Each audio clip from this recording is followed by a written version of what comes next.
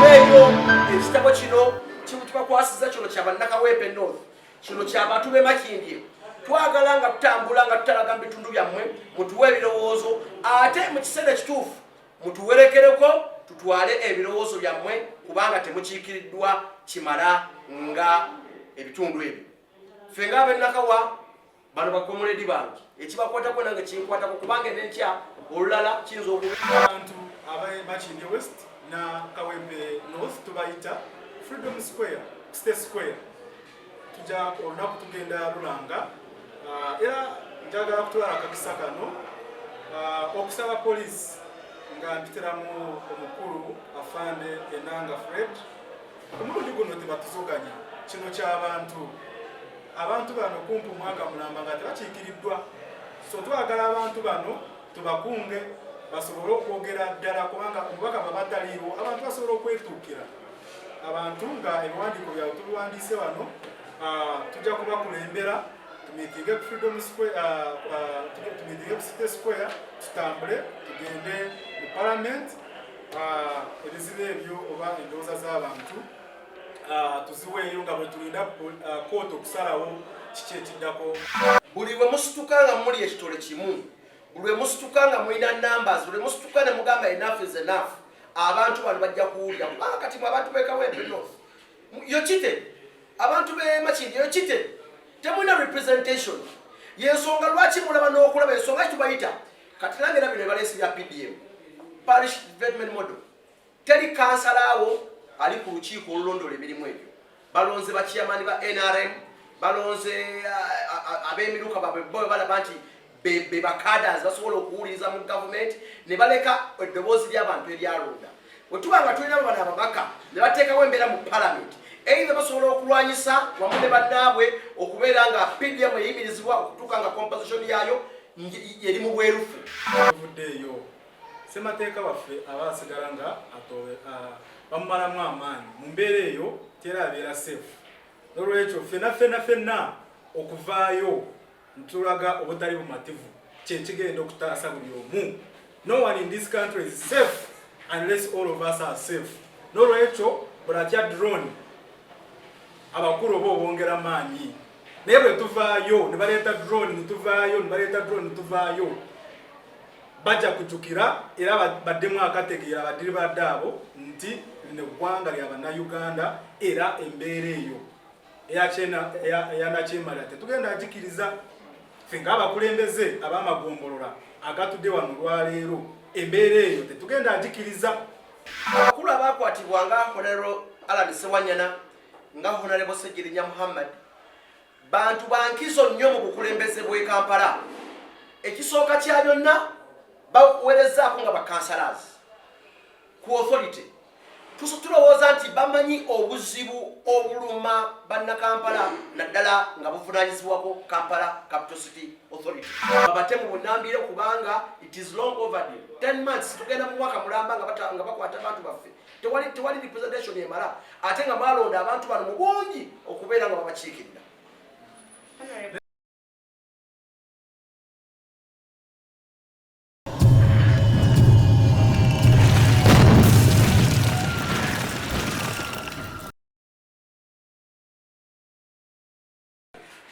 Basebo ne banyabo tubaniriza amanya nze akampeera warakira nze speaker w'olukiiko lw'e Kawempe negatirwako baganda bange Right Honorable Charles speaker w'eggombolola y'e Makindye ne Right Honorable Yongya Godfrey speaker w'abantu b'e Nakawa. Olunaku olwaleero tulina declarations enkulu ze twagala kutuusa kweri abantu baffe aba Makindye West ne abantu baffe ab'e Kawempe North. Kinajjukirwa nti kumpi omwaka mulamba nti constituencies zino wamanga tezikiikirirwa. Ffenna tukimanyi nti Honorable Ssewanyana Alan ne Honorable Ssegirinya abandi badde nga bakiikirira ebitundu bino oba ababaka abalondebwa constituencies zino bali mu kkomera olw'emisango egy'enjawulo egibavunaana. Twagala kwogera ku misango wabula twagala kwogera ku bantu abalwangalira mu constituencies ebbiri eya Kawempe North n'eya Makindye West. Kumpi omwaka mulamba nga ebirowoozo by'abantu bino tebituuka mu palamenti kubanga ababaka bano be bandibadde nga endowooza z'abantu ebizibu by'abantu bye babeera nabyo okusoomoozebwa okw'enjawulo kwe bayitamu be bandibadde nga babitwala mu lukiiko olukulu olw'eggwanga n'okuba nti balina obuvunaanyizibwa nga bayitira mu ssemateeka w'eggwanga okugyayo buli kimu ekiteesebwa mu palamenti oba olukiiko olukulu olw'eggwanga ne babizza wano wansi ku ground. KCC Act erungamya bulungi nti ababaka bano ba members ba councils zaffe. Honorable Ssewanyana is an ex-official w'olukiiko lwa Makindye Division ne Honorable Ssegirinya is an ex-official. Lwaki etteeka lyalowooza bwe lityo? Kubanga lirowooza nti bwe wabeerawo okubridginga gap mu information. Bwe tubeera mu kanso ebirowoozo byaffe basobola okubiikinga nga bitwala mu palamenti n'okwongera nabo okuba okutuleetera ebivudde mu palamenti babireeta mu kanso yaffe ntusobola okulaba tukoze butya okuweereza oba okutuusa services eri abantu baffe ffena abatulonda tubakiikirire ku levels ez'enjawulo. Sono nga maze okubawa background eno njagala okubategeeza kiki ekiddako nga tumaze okutunuulira nti waliwo gap mu kuweereza abantu baffe abakawempe north n'aba Makindye west. Monday eya wiiki eddako tugenda kutandika consultations mu gombolola mu constituency ya Makindye west. Tugenda kutambula nyumba ku nyumba nga bakansala tubakubiriza program eno bagiteeke ku schedule yaabwe. Tugenda kutambula nyumba ku nyumba which number nga tuyita mu Makindye west. Twagala buli munnamakindye atakiikiriddwa okumala ebbanga lino lyonna endowooza gye tugifune. Era tugenda kutambula n'ebitabo bino wammanga tubiyiseemu tupiikinge ideas challenges ebizibu ebyenjawulo abantu bano bye balina tusobole okubitwala mu palamenti.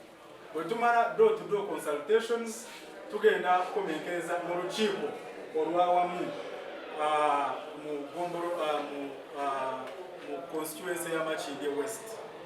Wiiki bwe tuba tugimaliriza wiiki eddako tudda mu Kawempe north awakiikirirwa Honorable Ssegirinya. Tugenda kugenda nyumba ku nyumba era bakansalas ab'ebitundu ebya Kawempe north ne Makindye west tubayita mubeerewo nga tutambula mu area zammwe nga twebuuza ku bantu nga tufuna endowooza zaabwe ze tugenda kutwala eri speaker wa parliament. Consultations ezo nazo zijja kukomenkereza n'olukiiko olwawamu. Tujja kuyita abakulembeze ab'enjawulo ab'ebibiina ebyenjawulo naffe ekibiina kyetugwamu ekya National Unity Platform abakulembeze baffe tugenda bayita n'ababaka n'abantu abalala betulowooza nti kikwatako kubiriwo ku bantu be Kawempe north. Bwe tuba tumaliriza consultations ezo bino ebitabo ideas zonna ze tuba tufunye mu abantu ab'e Makindye west na Kawempe north tubayita Freedom Square, State Square. Tujja olunaku tugenda lulanga era njagala kutwala akakisa kano okusaba poliisi nga mpitiramu omukulu afande Enanga Fred. Omulundi guno tebatuzoganya kino ky'abantu bano kumpi omwaka mulamba nga tebakiikiriddwa. So twagala abantu bano tubakunge basobole okwogera ddala kubanga omubaka babataliiwo abantu basobola okwetuukira. Abantu nga ebiwandiiko byabwe tubiwandiise wano tujja kubakulembera tumiitinge ku Freedom Square, tumiitinge ku City Square, tutambule tugende mu Parliament. Ebizibu ebyo oba endowooza z'abantu tuziweeyo nga bwe tulinda kooti okusalawo kiki ekiddako ku nsonga za Honorable Ssegirinya ne Honorable Ssewanyana. So n'olwekyo njagala kukubiriza abantu b'e Makindye west n'abantu ba Kawempe north na buli omu gwe kikwatako kubanga omubaka bwe bamulonda aba akiikirira the whole country. Naye kati bano ab'e Makindye be basinze okunyigirizibwa n'abantu b'e Kawempe north. Mpozi ekisembayo njagala kukaatiriza nti twagala twagala kwogera ku musango kubanga waliwo principle ey'amateeka gye bayita sub judice nti omusango bwe buba guli kooti togwogerako ffe tuli ku ky'abantu abatakiikiriddwa so si ku musango tusuubira nti abalamuzi bajja kusalawo n'amazima n'obwenkanya ebyo tubibalekedde naye nga bwe bakole obwabwe obwa kooti n'okusalawo emisango ffe twagala kukunga abantu mu bitundu bino batuwa endowooza yaabwe kubanga tetusobola kukkiriza okubaleka emabega. Ebigambo ebyo ebitonotono kansabe muganda wange Speaker Charles Luba, Speaker w'abantu be Makinge naye akole statement. Erinnya Luba Charles, Speaker w'eggumba ly'e Makinge. Nga kikimanyi obulungi olw'okubajjukiza Honorable Alan Ssewanyana ava mu ggumba ly'e Makinge n'era ng'akiikirira constituency ya Makinge West constituency. Tukimanyi bulungi oba tujjukiza Abannayuganda ababaka abakwatiddwa ababiri omuli Honorable Ssegirinya Muhammad ne Honorable Alan Ssewanyana bagenda kumala almost mwaka mulamba ate nga constitution yateekebwawo okukiikirirwa ddembe lya buli muntu okuba nga Uganda buli kitundu kikiikirirwa. Katwebuuza lwaki ebbanga lino lyonna nga Makinge West kukiikirirwa. Kyekiddako byonna nga comrade wabibagambye tugenda olunaku lwolwaleero tulonkize ekitabo nga tujja eri mu constituency abaka bano abaasibibwa gye bava tufune ebirowozo by'abantu biki bye tumiisinze bigendererwa ki bye mwali mwagadde ebituuka ku ki ku national chambers oba mu parliament.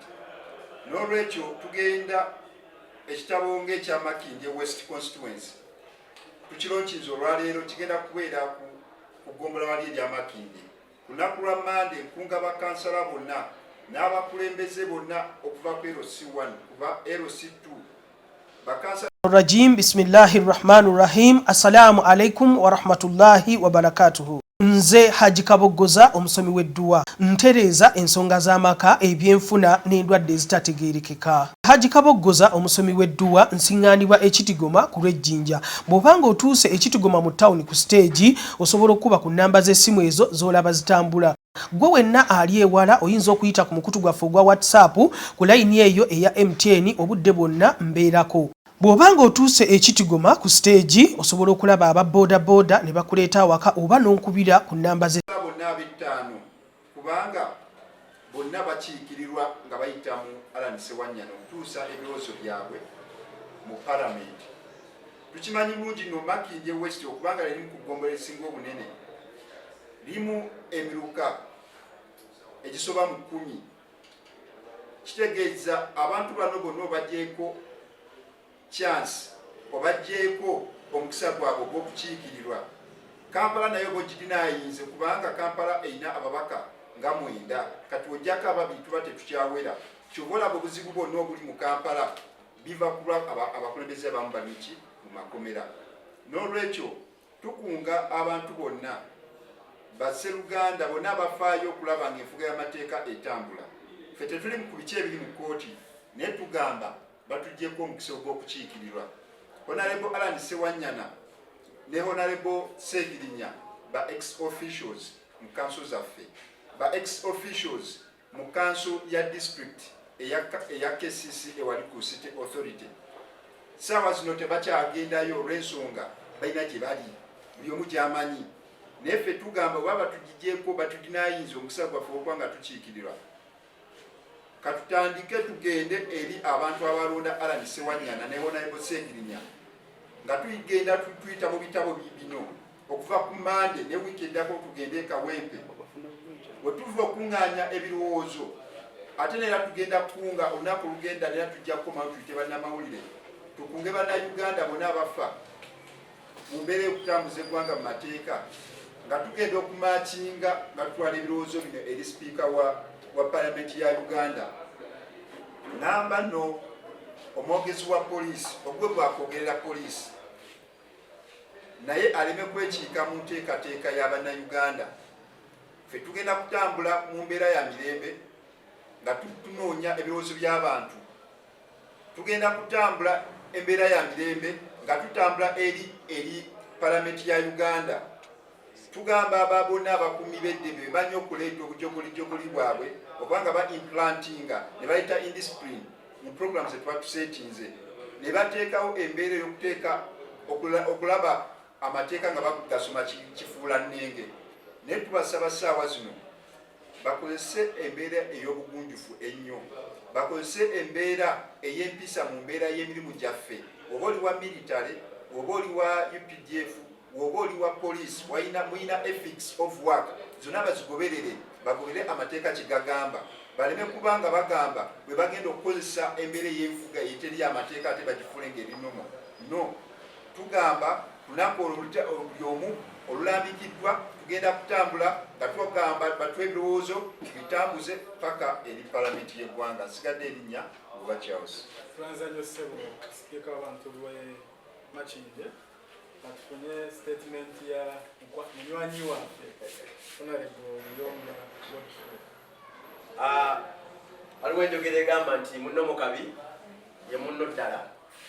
Nja kusooka nsaasire abantu b'e Kawempe wamu n'ab'e Makindye nti nze nga sipiika w'e Nakawa Yonga Godfrey ndi wamu nabo era mmanyi okusoomoozebwa ku balimu naddala mu bukulembeze bwabwe. Ababaka ba palamenti be bamu ku bakungu abakkirizibwa oba ba ex officials abalina okujja mu kanso zaffe. Okujja mu kanso zaffe tebabalaata mubalaasi nti bazze buzi just to sit okuwuliriza, naye bajja okulaba nti ebirowoozo ebibeera mu kanso zino babyongerayo mu palamenti eya Uganda.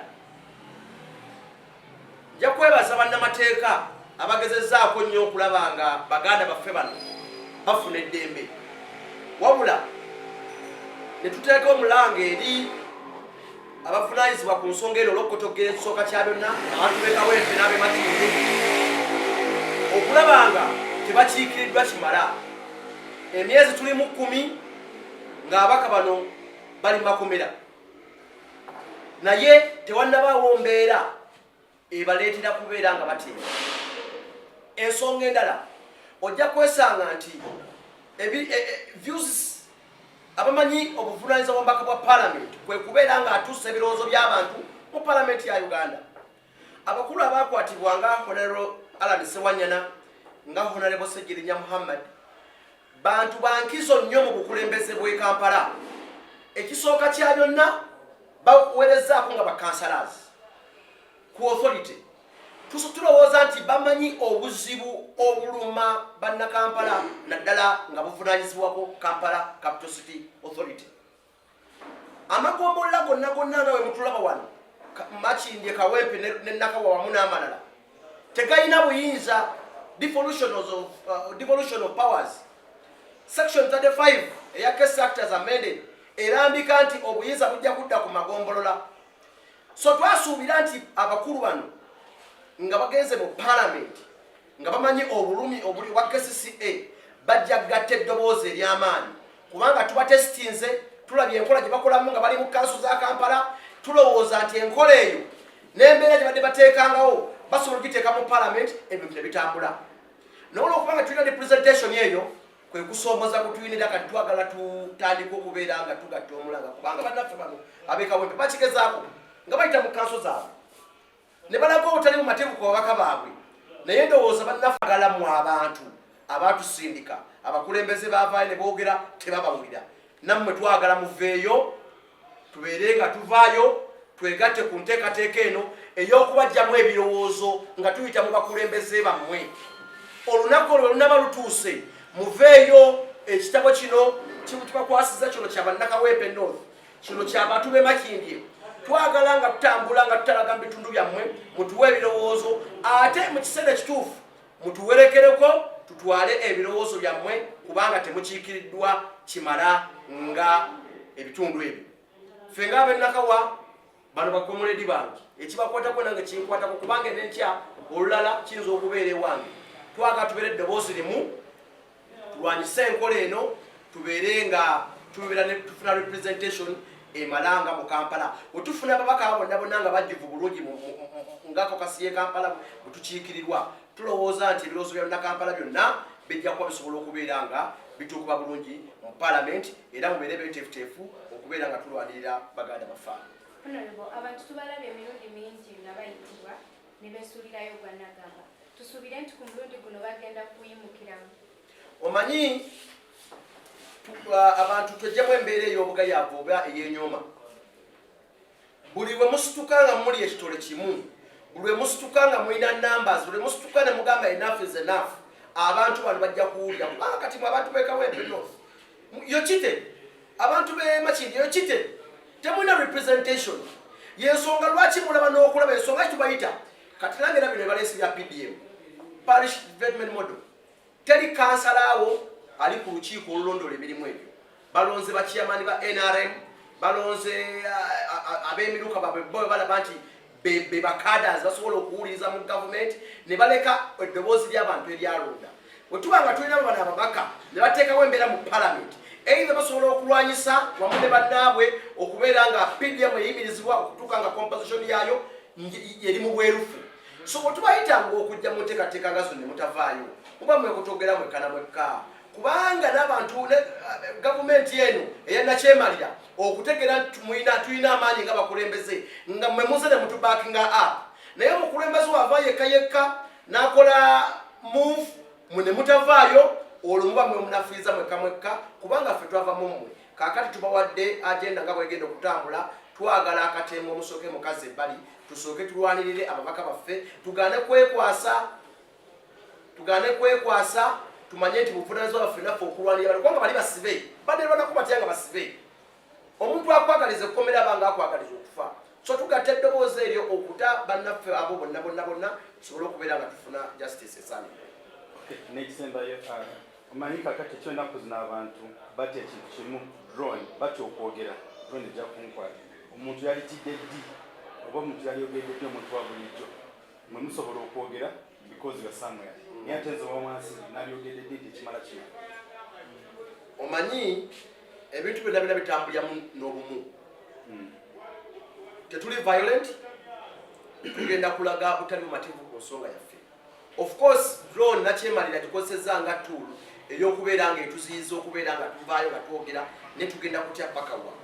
Of course tubasobola tukwata ffenna bwe tuba nga tuli organized nga tulina agenda ennungamu nga nekyo twogera tugidde mu mateeka tewali nsonga egenda tulemesa tukugira kubanga ebyo bibaddewo.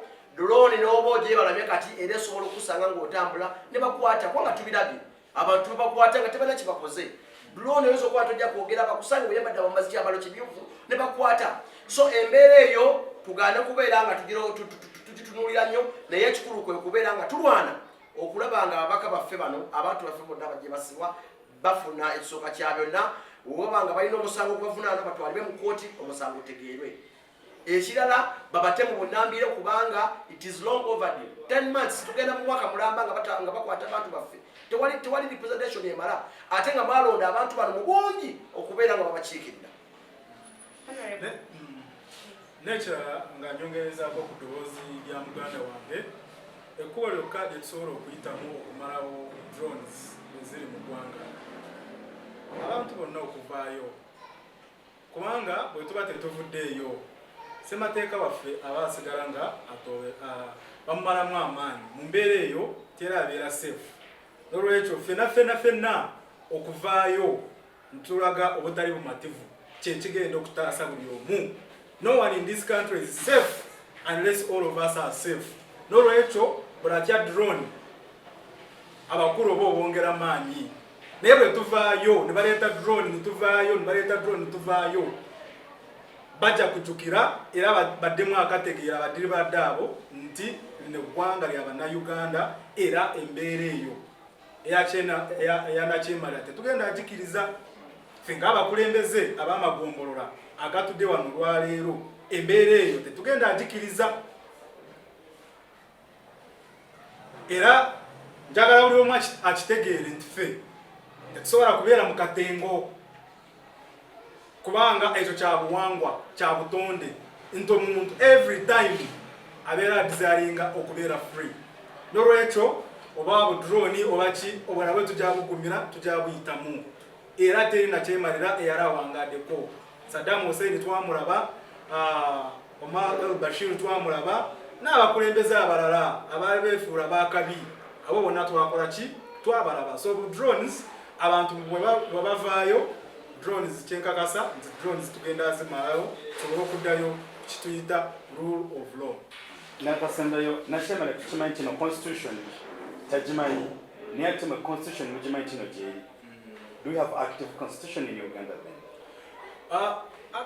Constitution yaffe mu Uganda eyita mu kaseera kazibu nnyo ffe nga bannayuganda abakkiriza mu efuga ery'amateeka constitution yaffe twagala prevailing era akawayiro oba article number 3 eya constitution etulagira ffenna right thinking citizens of this country abali able and rightful thinking okuvaayo okudefendinga constitution y'eggwanga constitution si ya Mr. Museveni constitution si ya Honorable Nabanja si ya muntu yenna constitution y'abantu bonna so kitukakatako ffenna oli bw'aba ayagala kugiyisamu amaaso okuvaayo ffenna nituyimikiramu nitugidefendinga era ng'abavubuka era njagala bannakampala mukitegeere nti kano ke kaseera abavubuka tuyimukiremu tudefendinge constitution yaffe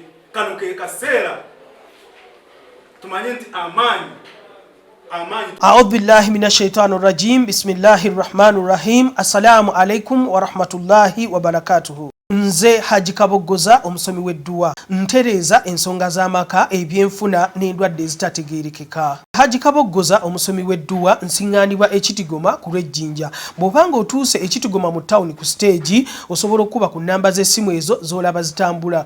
Gwe wenna ali ewala oyinza okuyita ku mukutu gwaffe ogwa WhatsApp ku layini eyo eya MTN obudde bwonna mbeerako. Bw'obanga otuuse ekitigoma ku stage osobola okulaba aba boda ne bakuleeta awaka oba n'onkubira ku nnamba z'essimu ezo.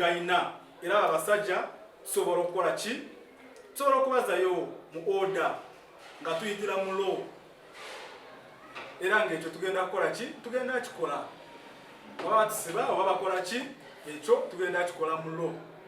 Akasembayo mwami nanga mwamutegeezezzaako batusobire beegaana kugenda. Mwami nanga kyemanyi nti atulaba amawulire gano agenda agafuna. Ne bwe kiba kyetaagisa okukiteeka mu buwandiike tugenda kuwandiika. Kubanga ffe we are law abiding citizens. Tuli bawulirize tugoberera amateeka. So tumusaba ate ku lunaku olwo aleke kuzoganya consultation zaffe. Bwe tubanga wiiki tetugenda mu Makindye West aleme kutuzoganya. Wiiki gye tugenda mu Kawempe North aleme okutuvuganya. Olunaku lwe tutaddewo olwa grand peaceful demonstration oba lwe twayite the mother of all peaceful demonstrations in Uganda. Aleke okulwonoona olunaku olwo tusaba poliisi ejje tukuume. Kitwagala tuteekemu abayaayi nga bwe bateera okukola. Ennaku zino twababuuka tutegeka ebintu byaffe nga bya mirembe ne baleeta abayaayi ne babambaza ebintu ebya bulijjo abayaayi ne bamenya abayaayi ne bakuba abantu agamba mulaba ababadde nga bademonstratinga peacefully be babikoze so nga ate poliisi yakoze ki yabataddemu so n'olwekyo enanga tukusaba bw'oba nga ogoberera amateeka ga Uganda nga kituufu oweereza Uganda Police Force which is created by the Constitution of Uganda tukusaba nti kuno demonstration weri mu mateeka ekirizibwa semateeka wa Uganda jangu tuwe security banakawempe North ne bana Makindye West tubakulembere nga batwala ebirowoozo byabwe eri parliament ya Uganda.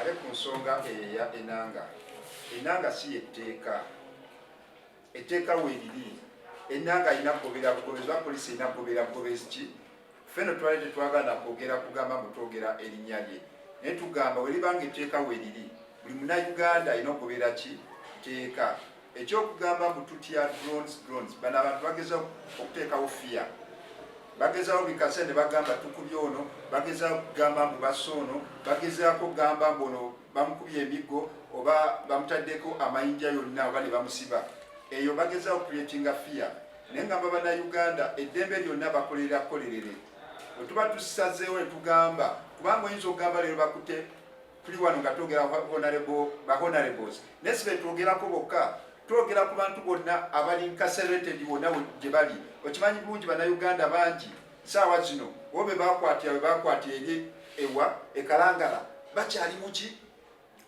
mu makomera woba bannayuganda saawa zino bangi abanoonyezebwa nga tetumanyi gye bali naye ate nga buvunanyizibwa bwa gavumenti okubanga ekuuma abantu n'ebintu byabwe so tugambe ku bahonorable bonna abali mu respective constituencies ne zino bonna nga balaba bafuna obuzibu mu mbeera eno eyaliwo yonna tubagamba baleete ebirowoozo byabwe byonna tugenda bitwala eriki bekikwatako naye nga tumaliza ensonga eyo baleme kubeeramu katengo kubanga naffe sigamba mbu oba honorable Harris oba honorable Yombi ata wanaaba bamukubye omugo tegumulume ffenna tulumizibwa ffenna tuveeyo twogere eddoboozi lyerimu mwekubemu akafaananyi singa bannayuganda around the 5 million people nga bali mu Kampala bonna bayimuka ne bagamba tugenze wali Constitution Square ne tugamba leero tugenze ewa Mwami Museveni wali weyefuula mbuwawe mu State House kyekiyinza okulaki okubeera kyetugamba bavemu akatengo tutambuze eggwanga ery'amateeka osobola okweyagalira mu Uganda eyawamu ne mu Kampala ne Makinge West Constituency ne Kawempe North Constituency.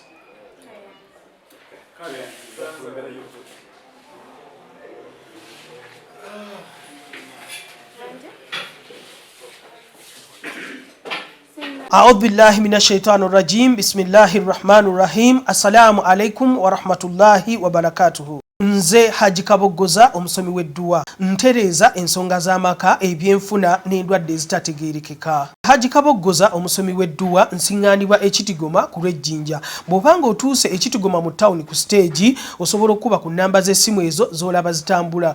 Gwe wenna ali ewala oyinza okuyita ku mukutu gwaffe ogwa WhatsApp ku layini eyo eya MTN obudde bwonna mbeerako. Bw'obanga otuuse ekitigoma ku siteegi osobola